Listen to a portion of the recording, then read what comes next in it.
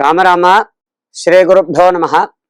விஸ்வாவசு வருஷம் கார்த்திகை மாதம் 15ஆம் தேதி திங்கக்கிழமை, டிசம்பர் 1ஆம் தேதி, திதி ஏகாதசி திதி, சுக்லபக்ஷம், அதாவது வளர்பிறை ஏகாதசி.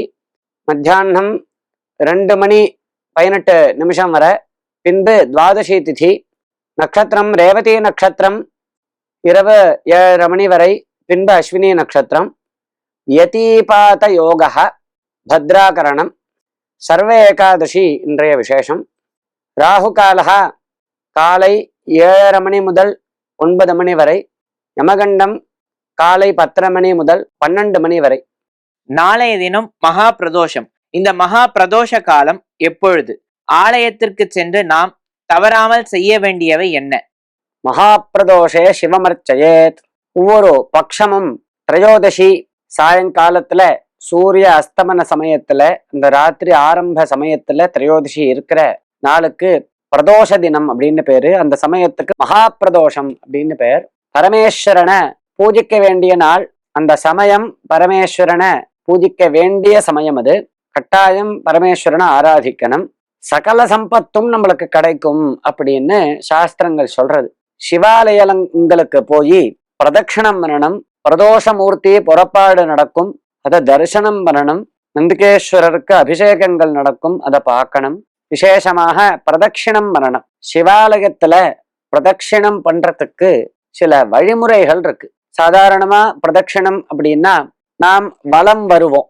இது சாதாரணமாக பிரதட்சிணம் அப்படின்னு பேரு. இப்படி வலம் வர்றது ரொம்ப விசேஷம்.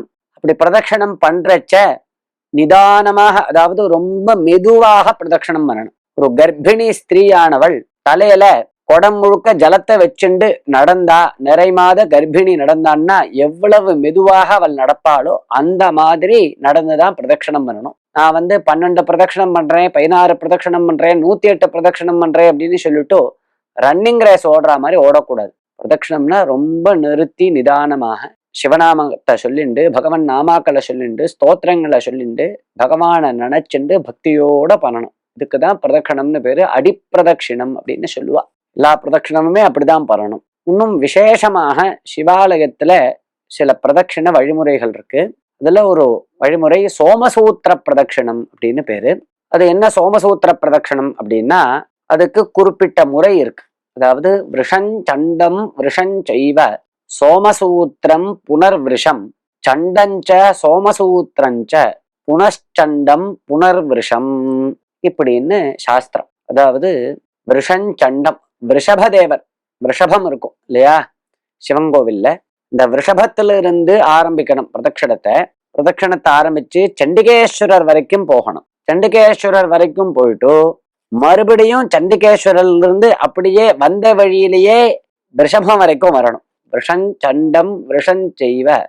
அப்புறம் அங்கிருந்து கிளம்பி சோமசூத்திரம் வரைக்கும் போகணும். அது என்னது அது சோமசூத்திரம் அப்படின்னா, அபிஷேகம் பண்ணி அந்த ஜலம் விழற இடத்துக்கு சோமசூத்திரம் அப்படின்னு பேரு. இடது பக்கத்துல வச்சிருப்பா. கோவிலுக்கு அந்த கர்ப்ப கிரகத்துக்கு வெளியில இடது பக்கத்துல அந்த தீர்த்தம் வெளியில விழற மாதிரி இருக்கும் இல்லையா, அதுக்கு சோமசூத்திரம்னு பேரு. அந்த இடம் வரைக்கும் போகணும். அதாவது ரிஷபத்திலிருந்து சண்டிகேஸ்வரர் வரைக்கும் போய், சண்டிகேஸ்வரர்ல இருந்து மறுபடியும் ரிஷபம் வரைக்கும் வந்துட்டு மறுபடியும் சோமசூத்திரம் வரைக்கும் போகணும். ரிஷபத்திலிருந்து விஷஞ்சண்டம் விஷஞ்சைவ சோமசூத்திரம், மறுபடியும் வந்த வழியே திரும்பி ரிஷபத்துக்கிட்ட வரணும். விஷஞ்சண்டம் விஷஞ்சைவ சோமசூத்திரம் புனர்விருஷம் சண்டஞ்ச. அப்புறம் இங்கிருந்து கிளம்பி சண்டிகேஸ்வரர் வரைக்கும் போகணும். சண்டஞ்ச சோமசூத்திரஞ்ச, அங்கிருந்து சோமசூத்திரம் வரைக்கும் வரணும். சண்டஞ்ச சோமசூத்திரஞ்ச புனச்சண்டம், அங்கிருந்து திரும்பி வந்த வழியிலேயே சண்டிகேஸ்வரர் கிட்ட வந்துட்டு திரும்பி வந்த வழியிலேயே ரிஷபதேவர் கிட்ட முடிக்கணும். சண்டஞ்ச சோமசூத்திரஞ்ச புனச்சண்டம் புனர்விருஷம். இப்படி பண்றதுக்கு ஒரு சோமசூத்திர பிரதட்சிணம் அப்படின்னு பேரு. இந்த முறையில பிரதட்சிணம் பண்றதுக்கு ரொம்ப பலனை சொல்லியிருக்கா சாஸ்திரங்கள்ல. அதுவும் மகாபிரதோஷ காலத்துல இந்த மாதிரி பிரதட்சிணம் பண்றதுங்கிறது நமது அனைத்து பாபங்களையும் போக்கும், தாரித்ரியத்தை போக்கும், அஷ்டைஸ்வரியத்தை கொடுக்கும் அப்படின்னு சாஸ்திரங்கள். இது கொஞ்சம் புரிஞ்சுக்கிறதுக்கு சிரமமா இருக்கும். பண்ண ஆரம்பிச்சுட்டோம் அப்படின்னா சுலபமாக ஆயிடும். ராமராம.